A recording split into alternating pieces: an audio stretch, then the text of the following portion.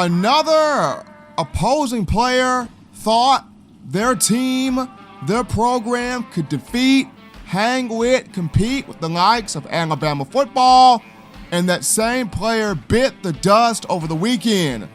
Welcome in, ladies and gentlemen, welcome in to the hottest show, hottest form of conversation in the streets right now in terms of Alabama football. This is, in my own words, the podcast Touchdown Alabama Magazine. Stephen M. Smith. New week, new segment of shows, and Justin McKinnis, wide receiver for Arkansas State, thought, hey, let's poke the bear, let's get the conversation going. We believe we can beat Alabama. Louisville didn't have the horses, we got them. Unfortunately, the same way Louisville fell, Arkansas State fell. The Red Wolves putting just 7 points on the scoreboard as it got waxed by Alabama at Bryant-Denny by a score of 57-7.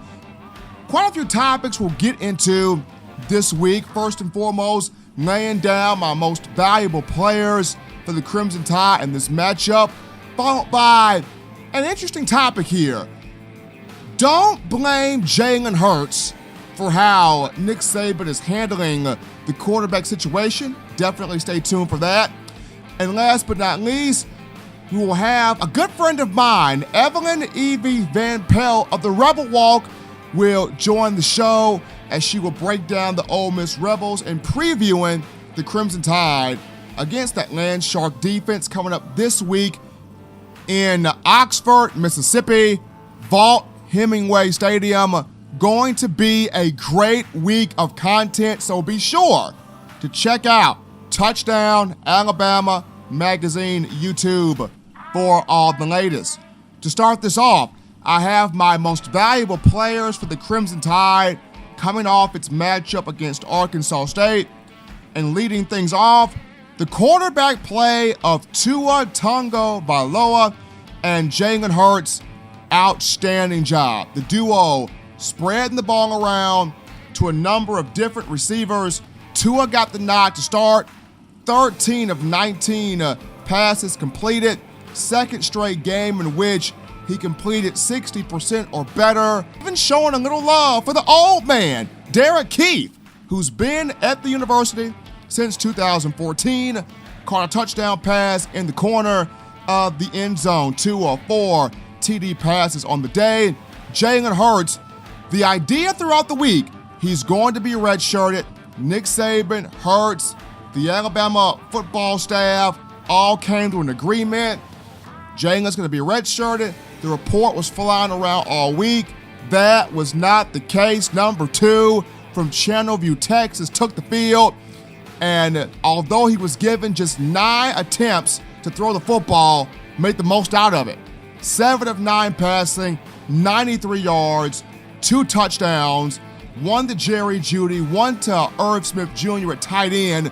Looked very much so improved throwing the football. Offensive coordinator Michael Locksley and quarterbacks coach Dan Enos, you could just tell both guys have truly worked with Jalen, trying to get him better, trying to get him improved.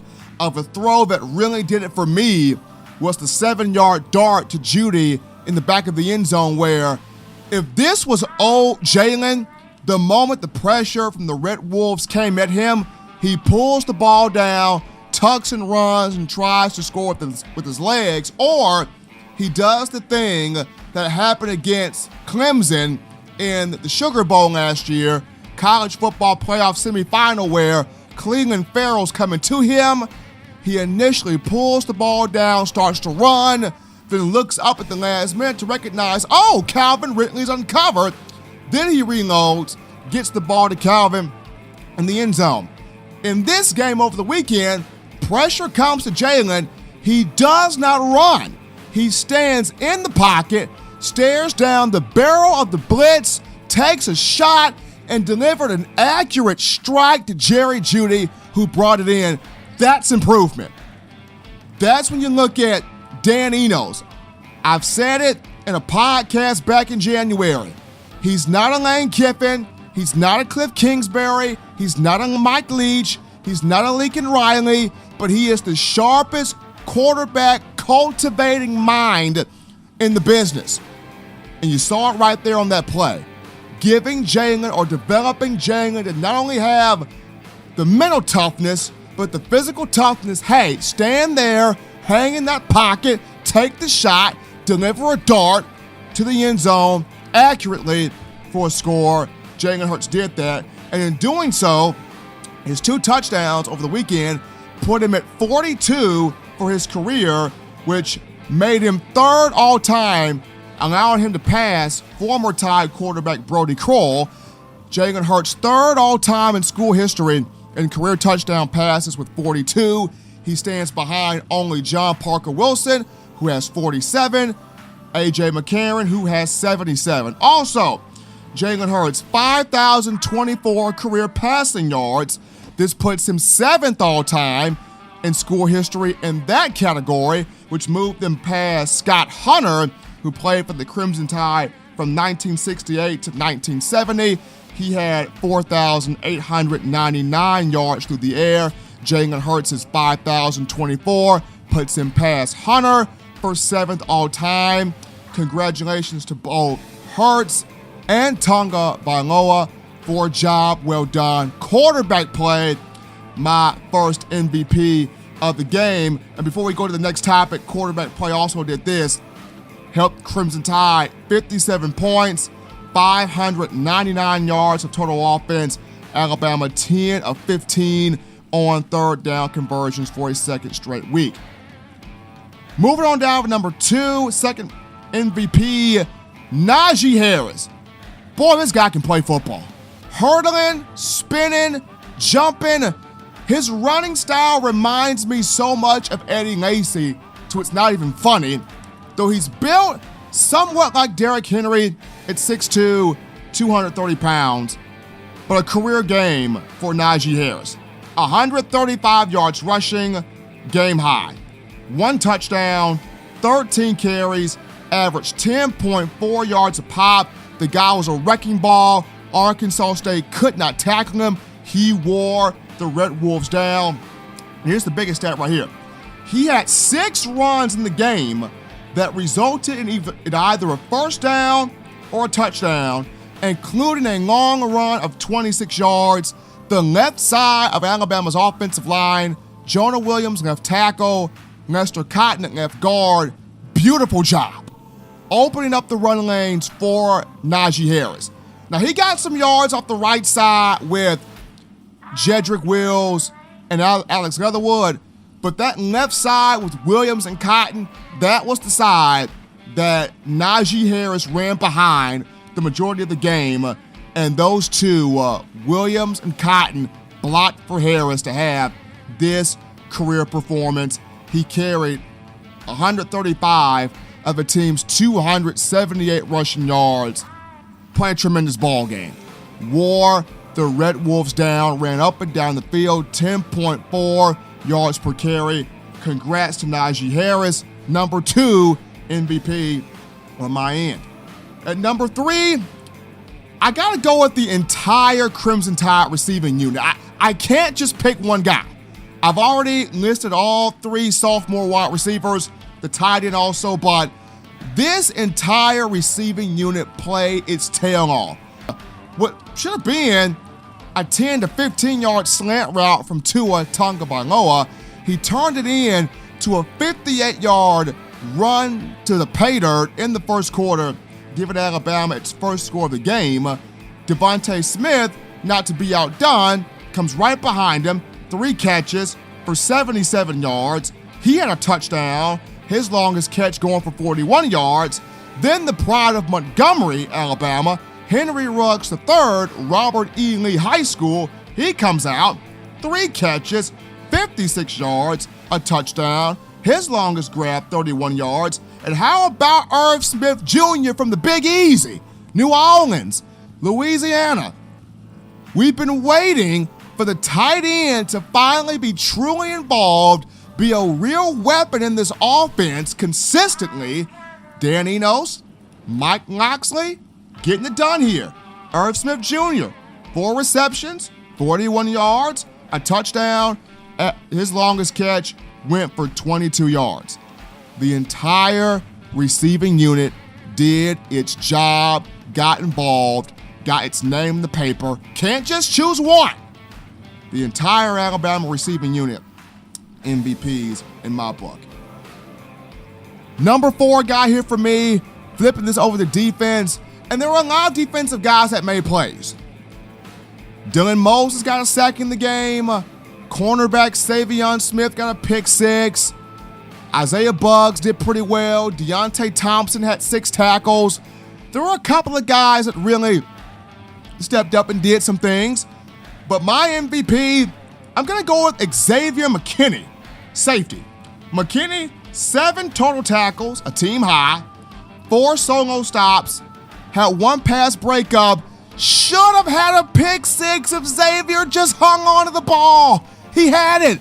Xavier McKinney had a walk-in touchdown. He is thinking about scoring before first securing the ball, and the ball goes doink, doink, off his hands. Incomplete.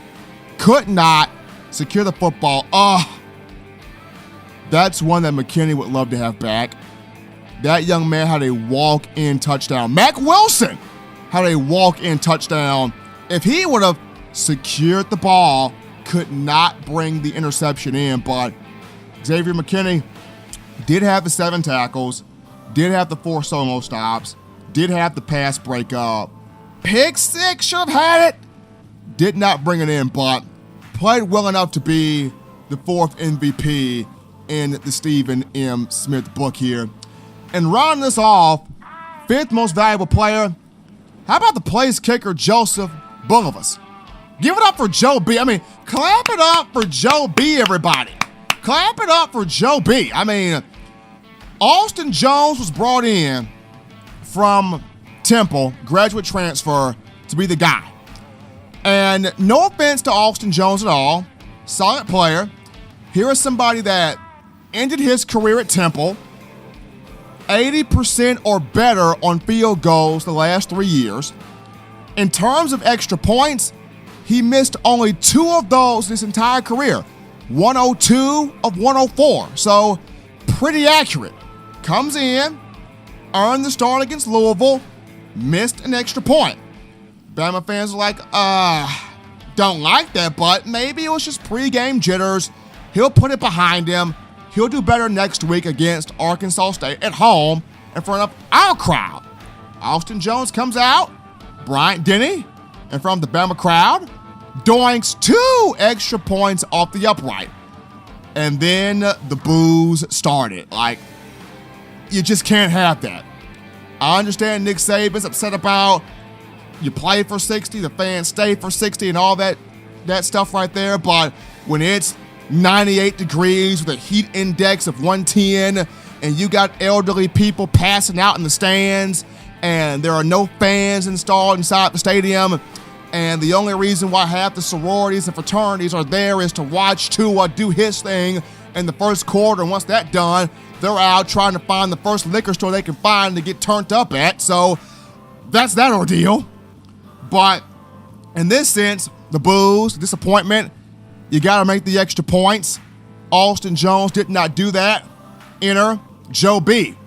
Joseph Bulovas, who, if you remember, the number 1 rated kicker coming out of high school in Louisiana, 2017 by Rivals.com, steps up, makes all 5 of his extra points, even nailed a 39-yard field goal to which the fans went crazy in the stadium. The fans went crazy on Twitter. And according to a close friend of mine deep within the program, that game really helped the confidence of Bulovas because he walks over to the sideline, hits his teammates with a little smile and dance. Team is like, Joe B got that swag. Joe B got that sauce.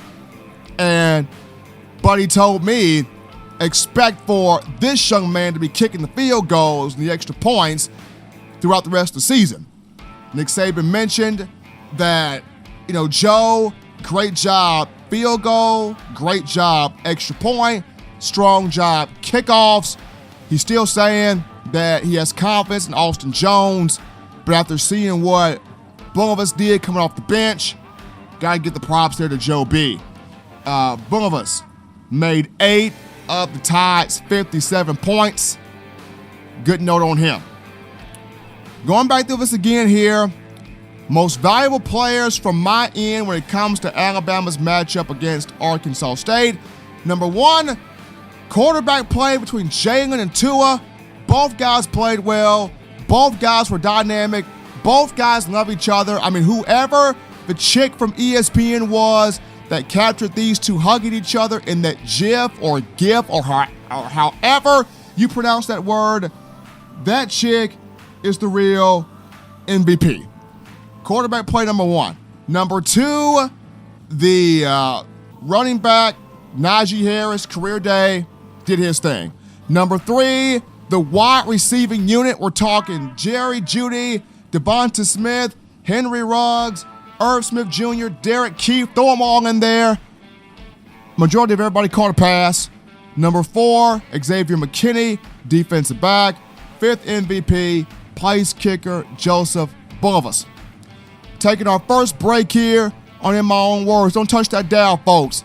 Hot topic when we return. Don't blame Jalen Hurts for how Nick Saban has handled the quarterback situation. Why do we not blame Jalen? We'll touch it up outside the break. We'll be right back.